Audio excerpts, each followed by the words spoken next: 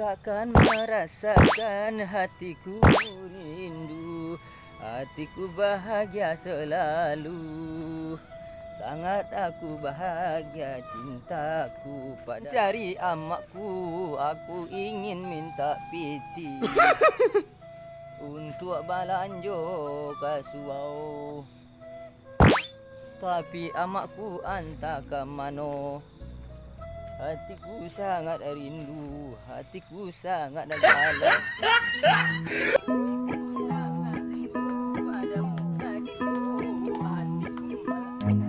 Run.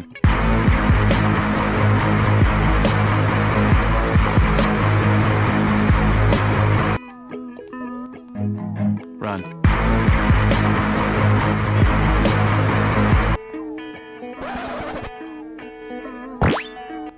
Ada ni bersobok amak dah dah. Dia tadi dia main si amak dah ni. Kemana lah pergi amak dah gue. Minta PTC buat dah dapet dia. Kau nak belanja sekali.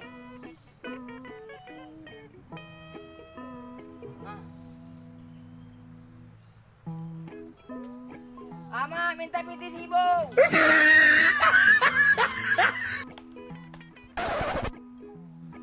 Bruh. Oh, ada nama dan tanah. Mak. Amak je Den. Den tembak membor amak dongan dah kinya lama luar. Dia minta PTC bu.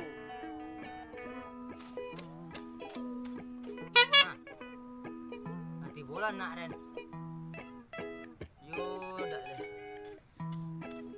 Nenek piti, nenek piti. Dia kecik muan si piti kau kan. Mak minta piti. Apa jole nak? Piti ka piti tu ai mah. Saibu untuk pelanjo, awi saya remben wah. Lah pagi piti tadi mah masa yo piti ka piti tor ya. Malam piti, siang piti, pagi piti. Angkat mak sibuk dah dapat minta are. Lama lagi piti tadi mah. Tak kau nak baca tu balong aku ya. Piti ka piti eh. Pagi tadi mau atui mak lagi nanti ono ka cukui lambai potang aja mak eh. Soalnya ang tu aku jamang banyak tu lia. Am piti ka piti dah nanti satu ke balong ko leo. Kacek muan si piti mereka eh. Bokojong mau ada uang tu ah. Capiti. Dagi piti mu atu nyo mo pe-upe. Dagi piti si budak cukui. Amang waktu SD dulu rupiah lanjut sainya. Pandai lo ngecek piti dak bogo mu atu pia ke. Agi ama aku. Ndak udah kasuau udah magiti. Ya kini pe yang kasuau, udah kasuau kowe de macatuk make kowe ko. Ila orang ndak kasuau deh.